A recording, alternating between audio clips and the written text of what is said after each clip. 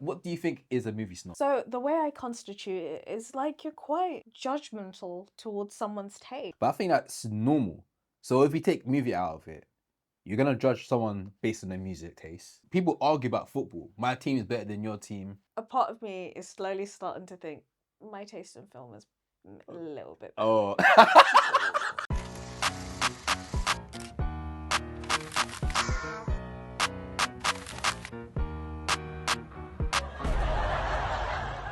Maz thinks she's a movie snob. I don't. I don't. But like, sometimes I just hear shit and I'm like, What do you hear? like the firstly the slander of the new Rock film that made me feel like some type of way. Yeah. People saying that Lucy was a really good film. Who said Lucy? Well, Scarlett Johansson. They say it's a really good film. It's a good film. Oh. Yeah, a lot of people say that. It's shit. Yeah, I agree. Like, she turned agree. into a fucking USB stick. Like, what the fuck? Like, the build-up was great, but then she turned into a USB stick. The payoff was horrible. Can you pass the lead real quick? It's just, your top 4 includes fucking Transformers. Okay, so do you judge people for the films that they praise? A bit. Like, I don't want to be, like, what was the, like, also, I feel very hesitant to be in the dating space and be like, oh, like, I'm a freelance film critic. Because now I could potentially be in a conversation where you're talking about, yeah, I just feel like Django Unchained is one of the best films ever. Fuck off. Does someone's opinion on films actually affect how you see them? Sometimes, yeah. Like, I feel like, I think I think it's harder for me to, like, date someone who won't watch weird shit. Yeah. Or won't accept, like, oh, like, she's watching art house stuff. Yeah. It, like, because now I can't watch the stuff I want to watch. I have to watch stuff that you essentially just only the stuff that you like, and it's gonna be really boring for me. Bam, boom. Would you actually say that's being a film snob though? I think so. I think there's elements to being a film snob. I think there's levels to it. There's levels to it, but like I'm definitely on like level 1. Do you know what I mean? Do you think Outtakes is increased your levels on being a film snob? I think, yeah, like I used to, like, before I started Outtake, I went to like a film, like Girls in Films event, and I was talking about Marvel, and I was like, oh, like I like it, I like the concept of that, and ultimately it's just like mythology, and like people were looking at me like, yeah. And at first I was like, I don't get it, but now I kind of do. Yeah. But maybe it's just because Marvel, I've just grown as a person. Yeah. But also I've been more exposed to different types of films that I'm just like willing to be like, it's all right. That's the scary thing about doing all of this stuff, is that we are watching movies more than the average person will be watching movies. So we're consuming so much that we are developing taste, and we're kind of spotting stuff that we've seen in movies. We've just got into the episode. We have got an episode. I mean, we could do an intro. Welcome people. Welcome to the Outtake Show. This is episode 53. Got the host with the most, Yarman Junis, in the building. You heard. We also got a silent assassin in the building as well. Mazzavelli, Run With Me, is in the building as well. Yes, this is a show where we give outlandish takes within the movie and TV world. And today's episode, as you already heard, we're gonna get into the industry. Yeah, like this is a series that we've been thinking about doing for a while now. Yeah. And giving some behind the scenes talks about how we're doing, how the industry is doing, and all the meat and potatoes in between that as well. So we're talking about movie snobs in this episode. Maz believes she is slowly transforming into a movie snob. But what do you think is a movie snob? So the way I constitute it is like you're quite judgmental towards someone's taste. But I think that's normal. So if we take movie out of it, you're gonna judge someone based on their music taste, their food taste, sport takes. I think these are all like elements of subjects that we, or niches that we pick. People argue about football. My team is better than your team. But it's the idea that a part of me is slowly starting to think my taste in film is a little bit better. Oh. Okay. We're learning some more now. I start to think like someone says this particular statement and I'm like, oh, like, no, you're wrong. Oh shit. Like, no. But the thing, but you're right and you're wrong. When I say you're right, there's no such thing as a wrong taste. That's the truth. I've had to recondition myself to say you can't have like bad taste in film. I feel like I like to compare movies objective. outside of just movies. I like to, if I relate to music, if I listen to more music than you, then I feel like I have more of a base to go through. So if I watch more movies than you, then I would assume that you probably will respect my opinion a little bit more on movies, just because and when I say watch more movies, I don't mean like I watch a lot of Marvel movies. I watch a lot of Marvel movies, I watch a lot of horror movies, I watch a lot of drama movies. It's very various different movies. So I think you're right to be like, I don't know if you can be right, but I think there's a way. I always think there's a way to go about it. For that myself, I do feel like I'm getting to a point. I've definitely said some stuff that can come across as being a movie snob. My missus has mentioned me calling people casual watchers could be considered as an insult. But I think if you are a casual watcher, you watch movies or TV shows casually. Like it's a pastime. Yeah, it's once or twice a month. Or some people don't go cinema for a whole 3-4 months. Yeah, like last weekend I watched 3 films in the space of 24 hours. Yeah, and I feel like, damn. But I feel like there's people that just don't watch movies much, and I think the name for them is casual watchers. But when I say it in my head, I don't think it's an insult, but I can understand someone looking at that like you're kind of like diminishing me compared to yourself. Like so you watch films now. You think so you don't call them movies. You can watch films, and now you think you're better than me since you got your degree and you know every fucking thing.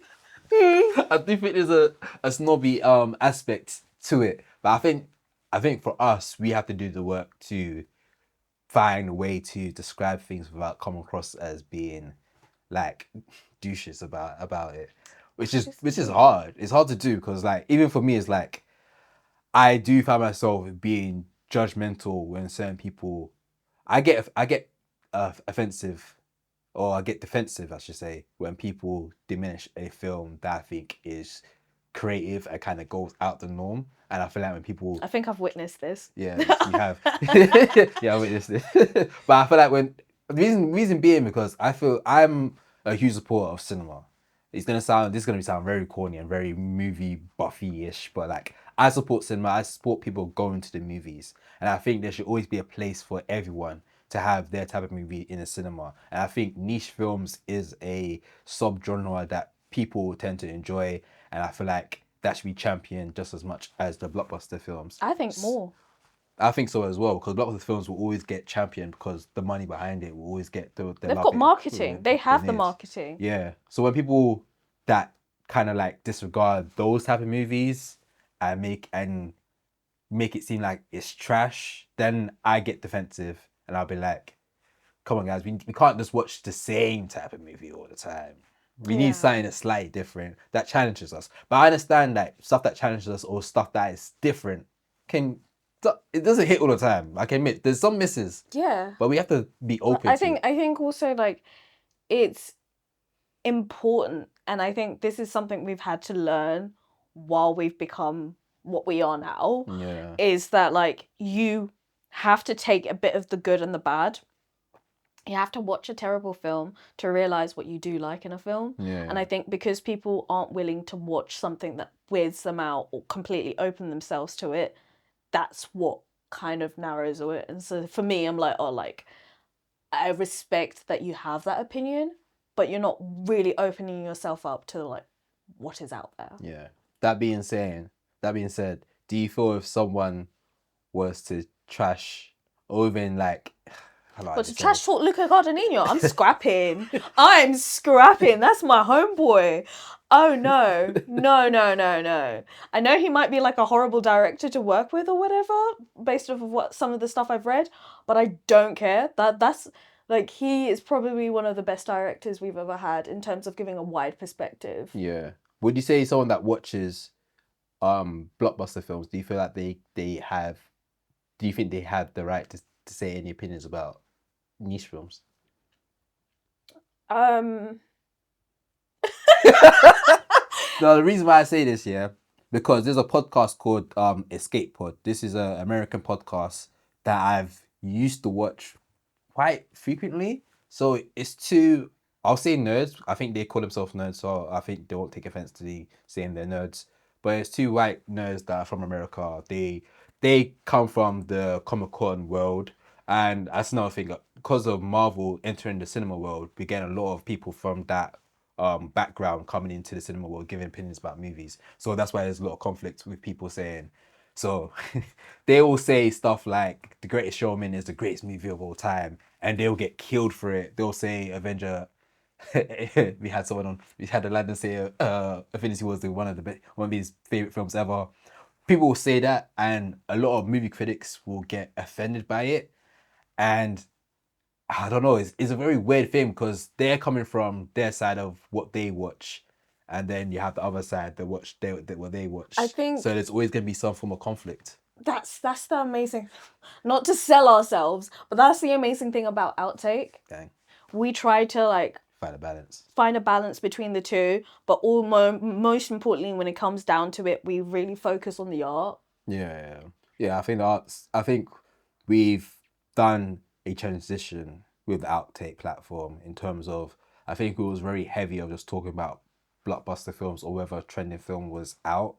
I think the defining change for us is when we went to the movie fest, and I think we really embraced that side of things. And I think since then we kind of transitioned where we still talk about blockbuster films. We still we went to see Gladiators and we absolutely loved it. Yeah, but we're finding ways to now champion the films that may not get the voice that it needs. Yeah, and I think putting it on a platform. And I think by doing so, it allows us to get better films. Yeah. Because ultimately, like the big thing was, this is how I know that we kind of are movie snobs. One of the big things I've been seeing on TikTok is like videos where people are like, oh, like this year films have been terrible. All we're getting is sequels, redos and whatever. And I'm like, but it's not really the case. There's a lot of good films coming out. It's like, no. Like, you're just not seeing. We've seen so like I'm certain I have square eyes and I will need to go to the opticians. Yeah. But like we've seen so many amazing films this year, and none of them had to be sequels or blockbuster hits or just a remake. Like it's been amazing. And I think that's one of the main objectives we have for Outtake is kind of like showing those movies on our platform so you guys can see, hey, I know there's a lot of sequels, I know there's a lot of prequels, a lot of reboots happening, but there is some original films coming out as well. Check them out. We recommend you watch them as well. Now, the movie snob comment. How do we prevent ourselves from being movie snobs? Because I ain't gonna lie, I find it difficult every day. From what you said, if someone tells me that their favourite film is Lucy, and you have any audacity to tell me about the films I'm watching, you shouldn't even enter the conversation. And that's why I relate to music, because I watch a lot of music podcasts, and in the music podcast they'll be talking about, they're like old heads, so they'll be talking about, I've listened to this music. I feel like if someone that doesn't, if I listen to you're becoming an old head for movies, huh? If you listen to Kendrick Lamar, if I listen to Kendrick Lamar, J. Cole, Tyler the Creator, all these like lyrical rappers, and then you're telling me about a Playboy Carti, we can't have the same conversation. Like, I'm sorry, but how do I stop myself from being a snob with that? I think it comes with this, like, I hate to say it, but we've come to this position with a certain set of privilege. Yeah. Like, you studied film. Yeah. I kind of partially studied film. Yeah. We've now gone into these spaces that, if we were quite real, like, not the average person gets to go into. Yeah, 100%. And we've worked hard in order to get ourselves into those spaces, and we still are accepting that there's certain things we still don't know. Yeah. You know, and we still need to learn about, but like we're open enough to want to. Yeah.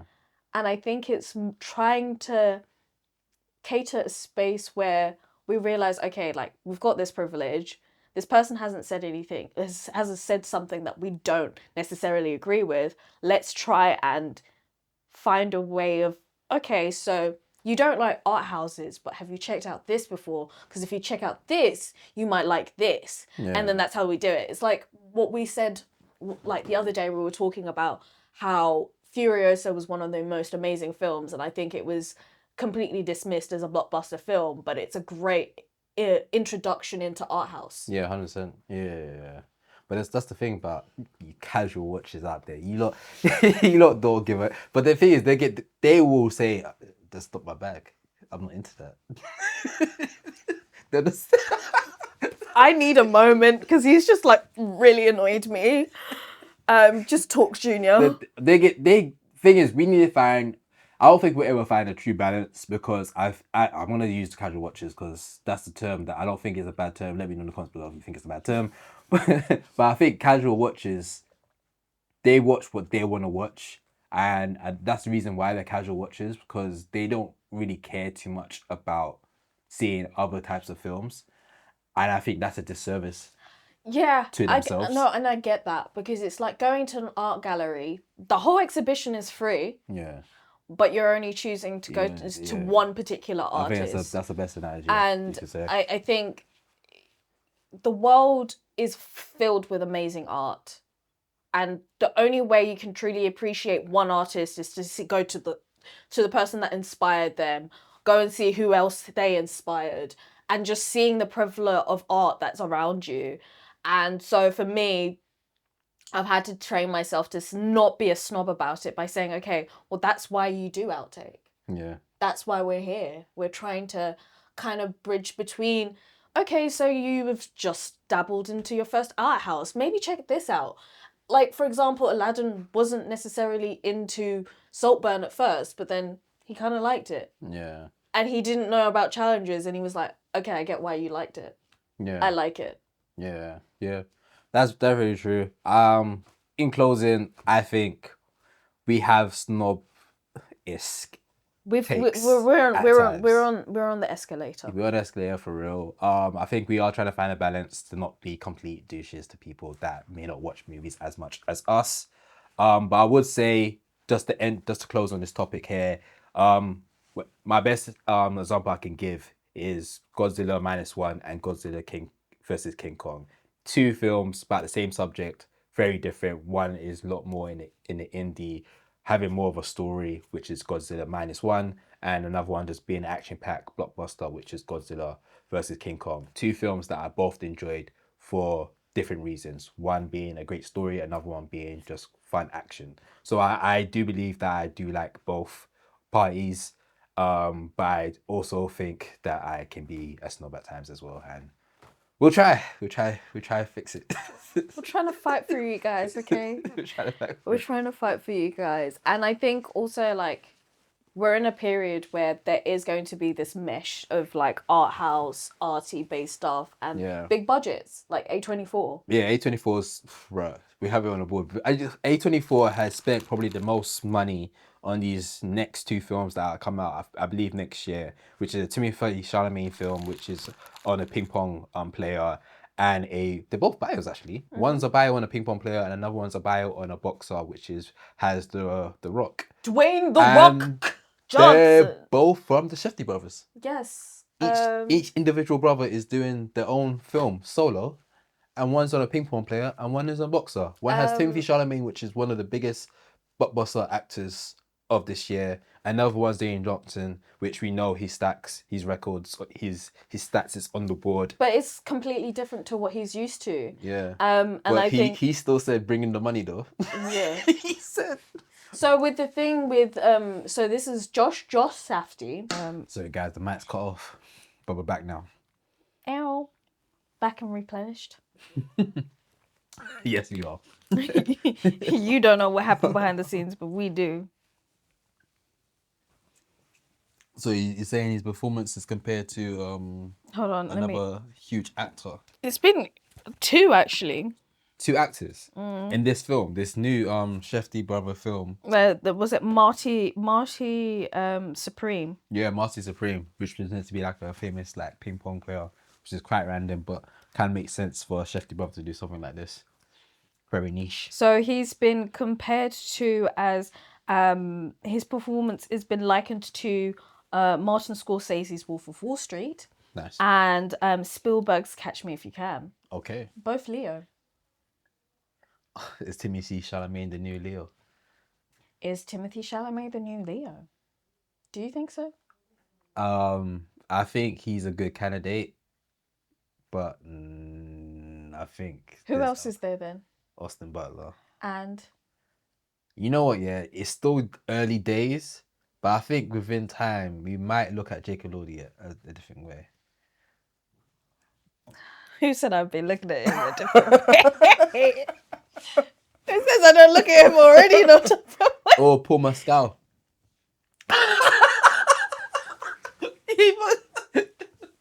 I mean, there's other actors as well. I guess some of them can be cared to. Well. Like Barry, you know what? Yeah, I think he's gonna be an elite actor. I don't know if I'm comparing. I don't know why people are making Leo the benchmark. That's the question. I think that's the issue. That's the question. But who else is the benchmark? There's no one else. Leo, there's Joaquin Phoenix. Let's not talk about his recent we can't talk. There's too much stuff underneath. What about Denzel? Uncle. I think people don't mention Denzel as a benchmark because he's black. And you need to address that. And I think you're only gonna use him as benchmark if the for other black actors. Yeah, black. Yeah. But you need to address that because he's now leading the way for actors regardless of race and gender. Yeah, that's true. So what's going on here? What's now? What's going on here? I feel like you need to uncode that conditioned racism within yourself. 100%. But if Timothée Chalamet is going to be the next Leo, then I'm not here for it. Moving on swiftly. We've got Monkey Man. Yeah, we've got Monkey Man, which is it's another Neo film. Yeah, sorry.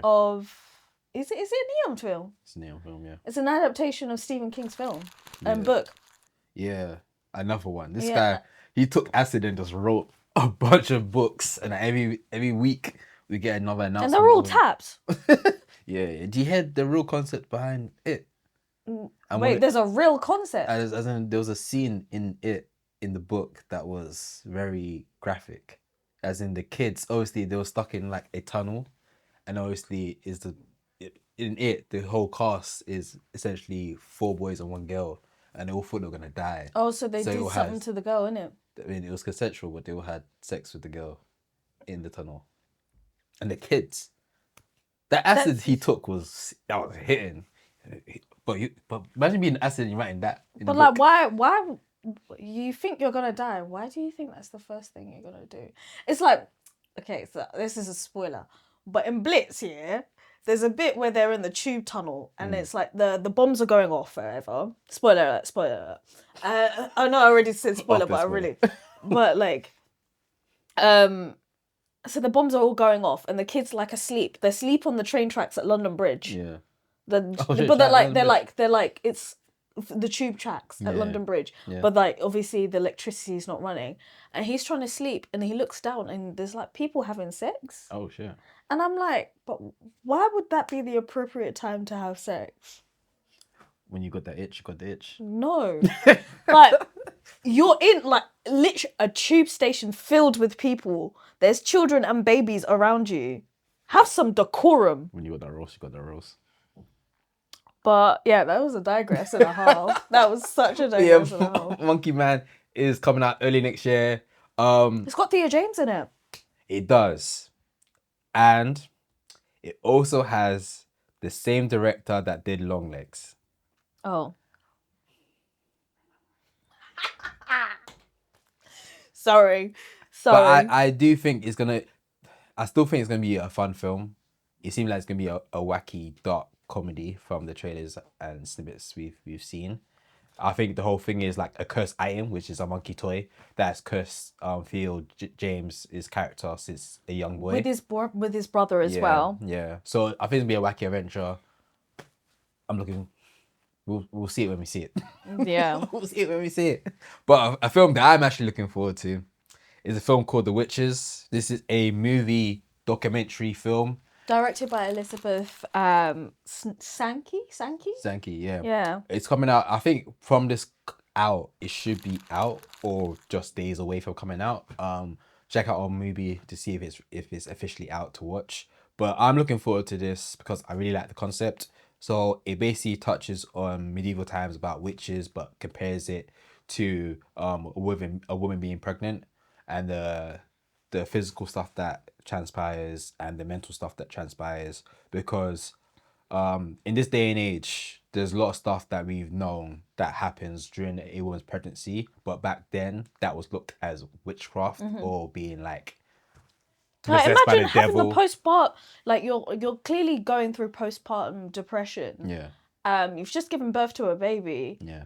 But like this is back in the day where everyone's like, oh, she can read. She's a witch. Yeah. So her being like crying, being kind of like jumpy back then, you're looked as a witch. So I really like the concept. And it like kind of does a little like deep dive and dissection of like how witches have been portrayed in Western media over the years as a result of this and all of this stuff. And interestingly, this was kind of created after the director Elizabeth Sankey actually went through her own postpartum depression, which is quite interesting. That's why I'm quite interested to watch it because it's something that clearly is a personal project of hers that she's getting out there. I do think this is a film made by a woman that I think should be directed towards men to watch. I think a lot of men should be watching this. I think women will relate to it on a deeper level, of course, because some may have experienced it. But I think a lot of men should be educated on this as well. Just because. Just regardless, I think, because it's such a, I'd say like a taboo subject because it's so touchy that nobody really talks about what happens and then how this interpretation has been so exacerbated that it's essentially affected the way people see women and how they're depicted in pop culture. Yeah. I agree. That's why I'm championing this film. I'm gonna give it a watch. It's not my type of film, but I think it's the educational aspect of it is something that I feel like I should know about or learn about more. So I'm gonna dive into it and experience The Witches. I believe it's out November 22nd. So check out our movie. I think it's exclusively coming out on movie. That's one of the films that's on our radar to check out. Yeah, and it's also been awarded for the Raindance Maverick Award and Best Feature Documentary, which is quite interesting. Dope. I need to see her other stuff as well because it seems like she's headed. I don't know if she does mostly documentaries or she does mostly feature films. But I'm getting to a point now where I want to like study directors more, opposed to just watching one film and just being like, cool. I liked it. Yeah, so like just the substance, we got the popcorn box of it. Like I want to study the director more of that. Love Lies Bleeding, like Rose Glass. I want to study her past films. Like we watched Bird, but I haven't seen Fish Tank. I haven't seen American Honey. Fish Tank is really weird. Yeah. Like it's great and it shows amazing story of like working class culture. Yeah. But I think what I loved more about Bird is just that it was given a different perspective because it wasn't the stereotypical white perspective of Black British working culture that we typically get. Yeah. That's true. That's why I want to get into studying directors more. Well, you mentioned Bird. Bird, of course, has got a huge bunch of nominations from the BIFA awards. So, do you have like a list of films that you think are going to win? I think that Bird is going to definitely win for Breakout. Yeah. So I think Lakaya. Yeah, Lakaya. I think Lakaya will win award. Yeah. Do you think Barry will win something? I think. Do you think he should win something? I know that's my man's, but like his character didn't challenge him. Like, I think when Barry in order to get the best performance out of Barry, you really need to have a compelling character that really challenges him. Yeah. And I think that's why we loved his performance so much in Saltburn and Killing Him with a Sacred Deer and even Green Knight, because you were like, wait, is this character good or bad? And I can't tell. And that kind of challenge that he really likes, you get the best performance out of it because you can tell he really enjoys that challenge. Yeah, I agree. I think this was cruise control for him in terms of performance. So if he does win, I'll be like, I won't be too mad at it, but I do think someone else probably deserves it more. Yeah, and like, while obviously we're trying to dissect the artist from the art, Jack O'Connor did really well in his performance in Back to Back, but I just feel like, was it great? Yeah. I don't know. Was it good because it was within a shit show? Yes. Does that mean award? Does that mean an award? I think Franz Rogowski should get that award. I feel like, you know what, since our conversation about Tom Cruise, I agree. See? Tell the people what happened. Basically, I was disagreeing. I didn't think he should win an award because I thought that he's an actor that seems like he's not really acting. I think that's just his bag. And then man said, what about Tom Cruise? And I was like, you know what? Good point. Tom Cruise is acting in Cruise Control. Tom Cruise on Cruise. So yeah, I think so as well. Well, I think out of everything, I do want Civil War to win something because I praise this film quite a lot. I think best sound is something I will definitely champion. If it wins anything else, I'll be happy. Kneecap is gonna win something because it got nominated 14 times. But I like to see it kind of like clean up because original music, I think, definitely. 100%, yeah. 100%. And maybe like directorial debut. Yes, I'll see that 100%. And then anything else is, I think Bird should win some awards. I don't know if I want Love Slide Bleeding to win any awards, to be honest. I did enjoy it, but do I think, give it awards? Not really, but... Best casting for Bird. Yeah? Okay. Because, like, a lot of the casts that you see, a majority of the people you see on screen, minus Jasmine Jobson, and Barry Keoghan, first-time actors. Oh, for Bird? Yeah. Yeah, I thought you were talking about Love Slide Bleeding. I was talking about Love Slide Bleeding. But yeah, we'll see who wins. I hope my films that I enjoyed so much wins. Come on, Civil War, let's take it to the game. Let's take it to the end. What else do we have on the board here? We got James Bond. Oh yeah, they were talking James Bond. So basically, they have recently asked, with the whole commotion about who's going to play the next James Bond, they asked Daniel Craig, "Who do you want to play James Bond?" Yeah, and he said, "I don't care." You know what? Yeah, I love actors that are just honest, bruh. I don't care. He's not getting paid. Yeah, like Do you know how many projects he's got coming out? Yeah. So he's got Queer, he's got Knives Out 3. Yeah. And he's got a bunch of other stuff that we're still yet to find out because apparently it's all in the closet. But he's moving away from that branch of just action thriller. He's done that for like 10 plus years. And let's be honest, guys, there's been a lot of news about his thoughts on production of James Bond. Like it was a physical hell for him. Like he did his job. I think he did a really good job. And let's move on now. I don't care. Let him go into his art house bag. Like it's really nice to see him in that. No, it is, I think he's just getting older and he's like, I just want to do creative stuff. And that's it. And I think that's cool for him to do. So shout out to Daniel Craig. Can't wait to see Queer. And I can't wait to see Knives Out 3. That's coming out next year. Oh my god, I can't wait. Glenn Close. Josh O'Connor. Would you say Josh O'Connor isn't? What would you say Josh O'Connor is? Out of all can we go through the men that you love in acting? List them. Do we have to do this now? I mean, the next thing we have here is Better Man, so I think it's the best thing to talk about is what is the Better Man for you. That's what it says on the board. I know, but I've had to like learn, like I literally Top five. I looked in the mirror on Monday and I was like, you need to separate the art from the artist. Well, can you like combine the looks and the talent and make a top three? I don't think top three. I don't do looks and talents. It's just like if you're just charismatic and if you've got that sauce, you got that sauce. What's your categories? So like Patrick Weiss, aka Josh O'Connor, but it's only Josh O'Connor as Patrick Weiss when he plays a charming, charismatic man. Yeah. Calm. I've fallen. He was a bit of an F boy. That one. But I was like, woo, not one.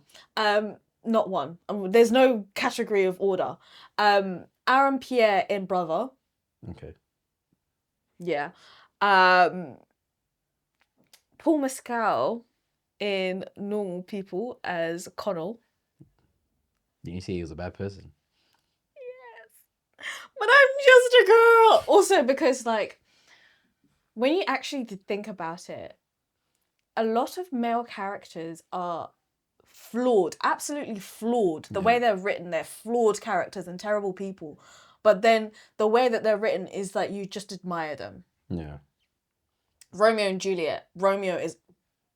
What do you mean that all happened in the space of like 3 to 4 days or whatever, and you were in love with some next girl called Rosaline? What happened to Rosaline?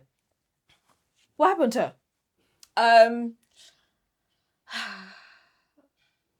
Now it gets tricky now, innit? Gets tricky. What else you got in there? Going through it. He's just going through the list. No, I'm not even going through the list. I'm going through it. Have you seen Hunters? Hunters? Yeah, it was a series with Al Pacino and the lead. But Logan Letterman. Yeah. Yeah. He's on your list as well. Yeah. I thought you were just going. No, that is the OG white boy of the month. Yeah. OG, and white boy of the month. Have you never heard of that? Wait, I say Tom Cruise is the top 5 white men in the world, but you can say top white man of the month. No, white boy of the month. It's a thing. It's not racist. I didn't say anything about me racist. I was saying about me talking about Tom Cruise. I'm stressed because like there's obviously Robert Pattinson because Twilight, but then also like the Batman, but then there's also Jake Gyllenhaal because like I'm so stressed. Jake Gyllenhaal because Donnie Darko and The Day After Tomorrow. That'll probably be the oldest one on your list. And the Prince of Persia. I can't co-sign all this. Like I don't. Like yeah. You just nod. You just nod. Okay, you just accept it. He's a good looking man. I guess Pedro Pascal as well. It was giving Delph vibes in Last of Us. He's getting zaddy. And then oh god, what? No, I can't do this. I'm so sorry. I'm out. I'm out. No. So we've got the names. We've got the names. Massive top 5 actors. No, there's too many. I couldn't put top 5. I started just listing names. I added more names. Yeah. I couldn't do it. I'm so sorry. I'm just a girl. Better Man is a really compelling biopic, which is about Robbie Williams. Yeah.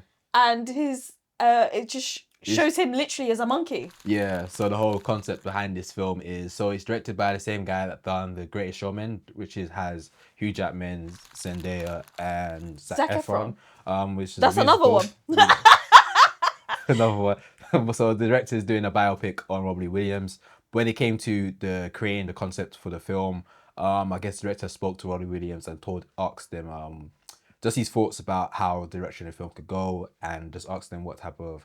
I don't know what the question was, but somehow Robbie Williams kind of opened up and said that he felt like a monkey in the industry. So, no, it was one of those things that he'd always been told from a young age that he was like a monkey. Yeah. So I guess the director took that and said, let's make that into the part of the concept, which I kind of think is pretty cool. It's so sick. It's kind of niche, but I think it's cool. If you haven't seen the trailer, please do. And I think it's a great way of like breaking, because like what we're seeing at the moment is like different concepts of biopics. So we've got like Pharrell with Piece by Piece and Lego, and then we have this, and I think it's just an amazing way of telling someone's story, but in a different way that isn't just Get someone that looks like you and tell your life story.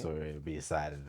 Let's do some quirky stuff that adds a little flair to the story and kind of like really has like a metaphor message behind it as well, which is cool. Yeah. So I'm looking forward to it. I think it's gonna be good. I know nothing about Rolling Williams. No, Take That. No, I didn't even know he was in Take That. He was one of the OG members. What are you talking about? Oh, why don't you? Is that on your list? No. No. Take that. I'm just so upset I forgot about Barry. Oh, you didn't put Barry on your list? Barry's definitely there.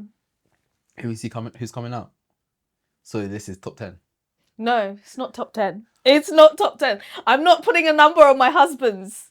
Okay, until I have a ring here, I have man's. Plural. Will you do a film date? Oh, if you did a film date, I think you pass out. You went to the a DVD. Well, if I curated a day, a film date with what? Yeah. So let's go.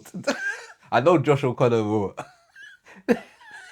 That what was that called again? He's shit. What do you call it? What do you call that again? I thought you call it. But he'll have you in a chokehold, pretty much. I think so. What his split? Yeah. His sauce. Yeah, he'll have you in a chokehold. If I could. His Riz. Sorry, I'm old. His Riz. What? Because he's quirky and like artsy. I think he'll be very artsy. He'll come in with a very like hipster like fit. He'll definitely take you to Curvan. It'll be Curvan cinema. Let's be honest. He's not taking you to the View. If he took me to Kazan and then got me like a picante. Oh yeah. And he'll give you a nice fat popcorn. We can share it. You know he's got that accent as well. And he'll have like one of those quirky sweaters that he had for a very long time with a little hole in it, but it's kind of cute. He probably wrap you in a hoodie. So you cold? Must be like. I feel like I'm now just getting roasted, so let's just end this right now because this is a bit too much for me. And I know I'm black, but I'm blushing. Yeah, shout out to you lot for watching. Thank you guys for tuning in. Let us know in the comments below. Are we movie snobs? And what do you think about Mazzy's list? I know someone's gonna be like, they're all too white. I know. You had the one black guy. I mean, yeah. Well, there's more, but like, look, time is short. And I've got. Alright guys, thank you for tuning in. Thank you guys for watching. This is episode 53 of the Outtake Show. Until next week. Peace. Bye.